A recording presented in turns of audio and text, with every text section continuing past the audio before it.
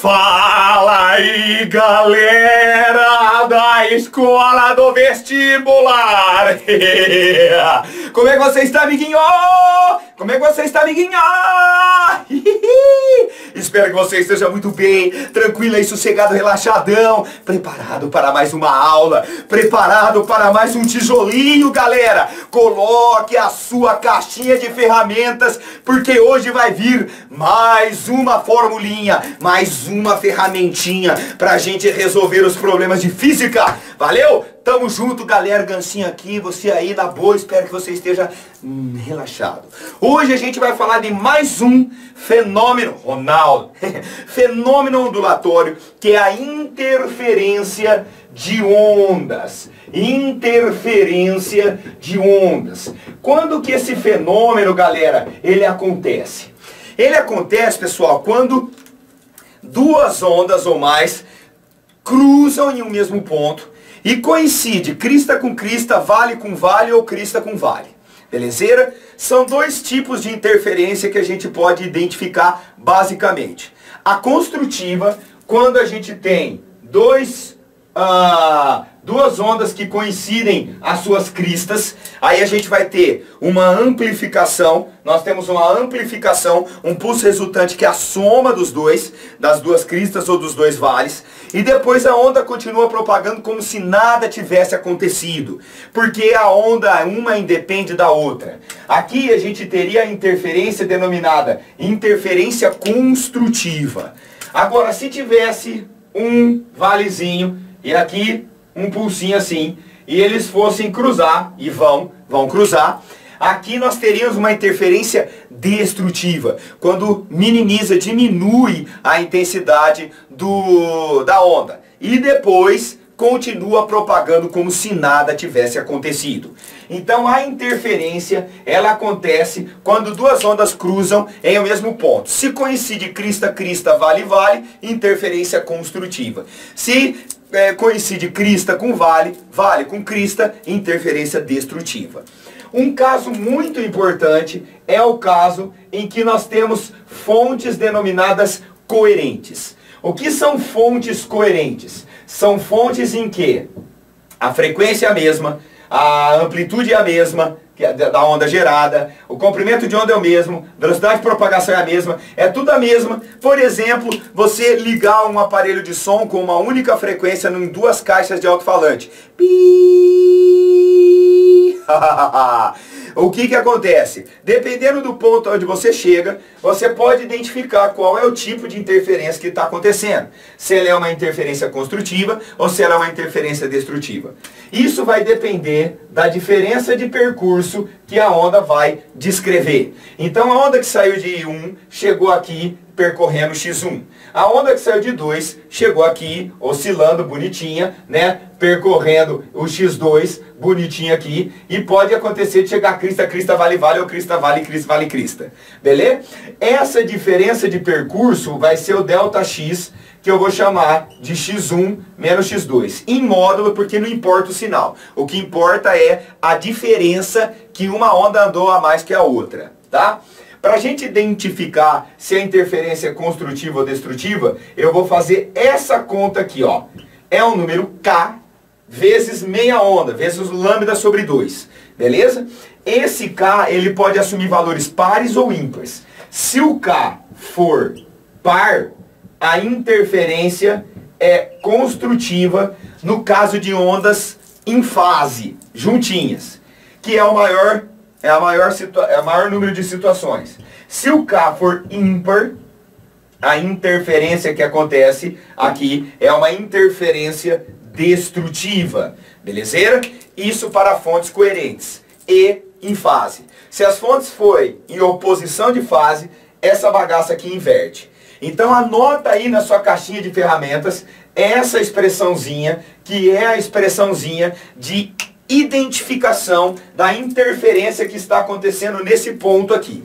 Se o K for par e as ondas forem coerentes e em fase, nós temos uma interferência construtiva. O K pode ser 2, 4, 6, 8 e assim vai.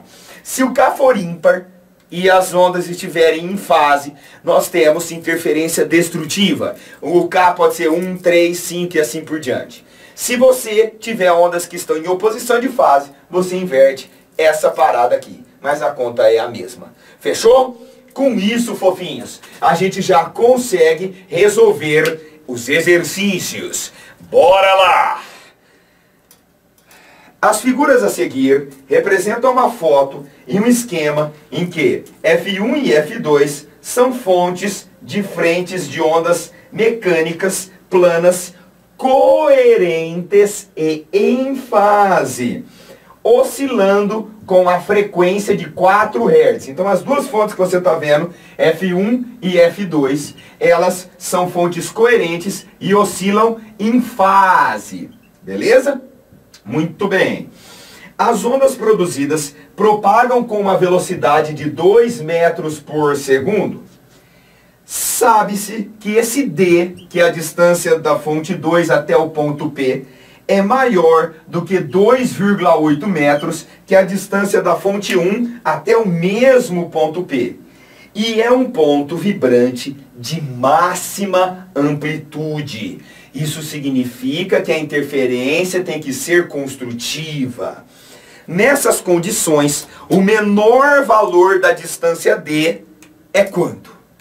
Então olha só, galera, aqui nós temos um fenômeno da interferência. O cara afirma pra gente que no ponto P nós temos uma vibração de amplitude máxima. Isso deve nos levar a concluir que a interferência que está acontecendo aqui, ela é construtiva. Portanto, o valor do K pode ser 2, 4, 6, 8 e assim por diante, já que quando o K é par, a interferência é construtiva. Fechou? Vamos lá. Antes de qualquer coisa, eu vou determinar o comprimento de onda. Eu preciso do lambda para identificar o ΔX e depois o Dzão. Então eu vou calcular o lambda. Lembrando lá da primeira aula de ondulatória. Velocidade é lambda F, velocidade é lambda F, velocidade é lambda F, a velocidade é 2, o lambda é o que eu quero, a frequência é 4, passo 4 dividindo 2, oh yeah, oh yeah, oh yeah, oh yeah. O lambda é igual a meio metro.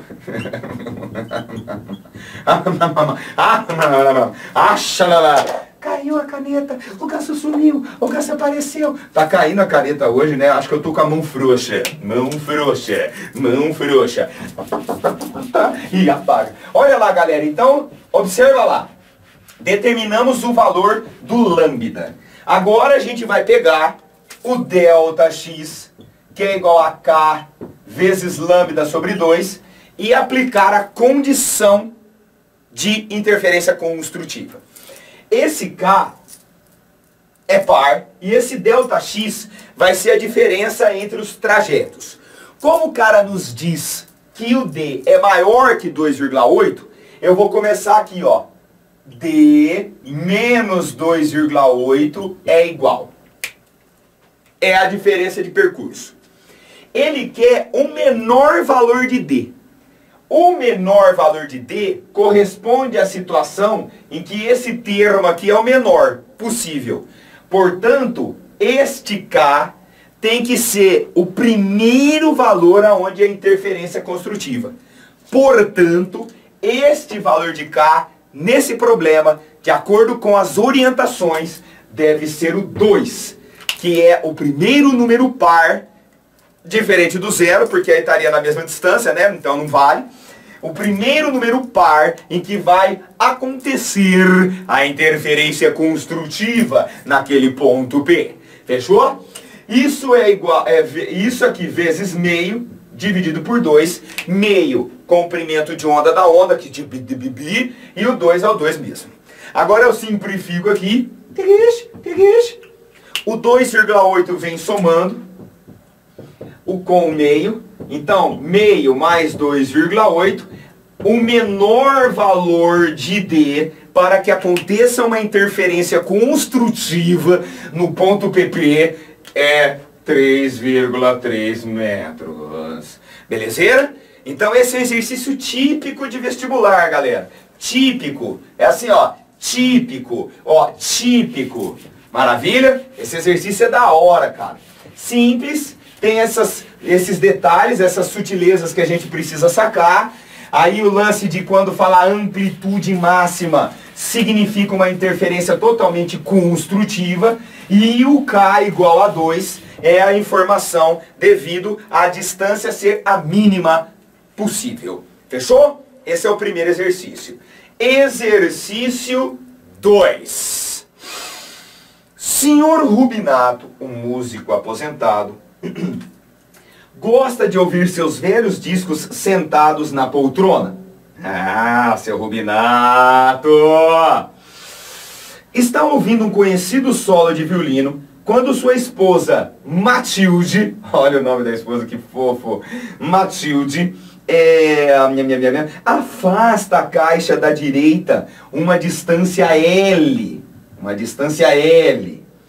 como visto na figura abaixo. Então, olha só, a princípio as caixas estavam a mesma distância do senhor Rubinato, tá vendo? LL, e posteriormente a dona Matilde afasta a caixa da direita um valor L, que está indicado aí na figura. Em seguida, o senhor Rubinato reclama: não consigo ouvir a nota lá do violino, que antes soava bastante forte. Dentre as alternativas abaixo, né, qual é o valor de L, a única compatível com a reclamação do senhor Rubinato? Aí o cara diz assim: note e adote. O mesmo sinal elétrico do amplificador é ligado nos dois falantes, cujos cones se movimentam em fase. A frequência da nota Lá é de 440 Hz. A velocidade de propagação do som no ar é de 330 metros por segundo. E a distância entre as orelhas do seu Rubinato deve ser ignorada. Então, galera, a gente tem que determinar a condição para ocorrer esse fenômeno descrito. Quando o cara fala assim, o senhor Rubinato escutava o som bem intenso da nota Lá. A mesma distância, né? Quando está a mesma distância, o que acontece? Nós temos uma interferência construtiva.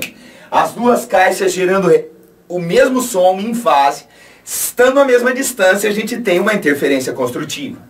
O fato da dona Matilde afastar a caixa faz com que ocorra uma diferença de percurso, e essa diferença de percurso vai promover, aonde está o senhor Rubinato, uma interferência em que ele reclama, falando: não ouço mais a nota Lá. Se ele não está ouvindo mais essa nota Lá, quer dizer que especificamente no ponto onde está o senhor Rubinato, está acontecendo uma interferência destrutiva. Essa é a jogada, beleza? Para estudar a interferência, novamente, isso aqui eu gosto de fazer, ó, recapitular as coisas, né? Novamente nós vamos ter que determinar o comprimento de onda dessa onda. No caso da onda sonora, de frequência 440 Hz. Então, vaca lambeu as fezes. Nós temos aqui 330 é igual a lambda vezes 440.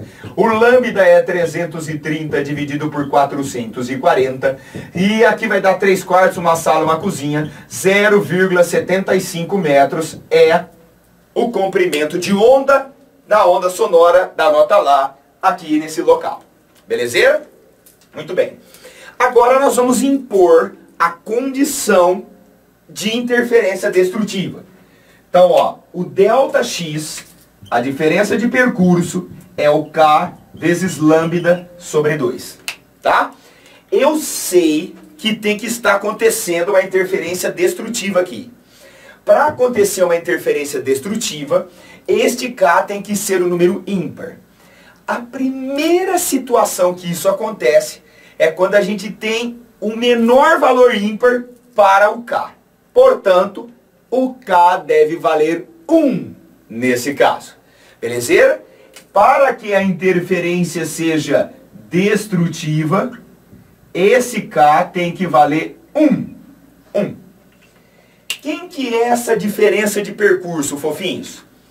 A distância inicial era a mesma. O tanto que a dona Matilde arrastou a caixa da direita para trás corresponde à diferença de percurso do som que sai da caixa da direita em relação ao som que sai da caixa da esquerda. Então esse ΔX é exatamente o valor do L que o cara pede para a gente calcular. O K é igual a 1, 0,75 é o lambda, então 0,75 dividido por 2 vai dar 0,375. 0,375 metros, belezeira? Ou aproximadamente 38 centímetros, que é a resposta desse problema. Maravilha? Das alternativas, se você quiser pode voltar ali, mas das alternativas que a gente tem, a única compatível com isso, com esse efeito da interferência destrutiva, é os 38 centímetros. Beleza? Então, galera, essa é a aula de interferência. Anota aí na sua caixinha de ferramentas. Espero que você tenha entendido tudo. Aproveita os exercícios que o Gancinho deixou aí para você treinar mais. E tamo junto, galera. Até a próxima. Valeu!